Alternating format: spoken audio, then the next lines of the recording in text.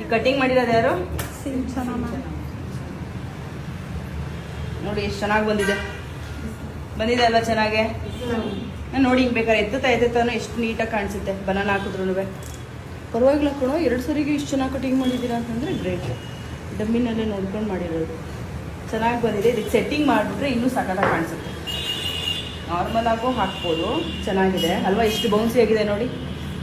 ಅದಾದಮೇಲೆ ನೀವು ಲೆವೆಲ್ಗೆ ನ್ಯಾಪ್ ಸೆಕ್ಷನ್ಗೂ ಕೂಡ ಹಾಕ್ಬೋದು, ಮತ್ತು ಇಯರ್ ಮೇಲೂ ಕೂಡ ನೀವು ಹಾಕ್ಬೋದು. ಚೆನ್ನಾಗಿ ಕಾಣಿಸ್ತಿದೆ ಅಲ್ಲ? ಸಖತ್ತಾಗಿ ಮಾಡಿದ್ದೆ. ಹೋಗಪ್ಪ.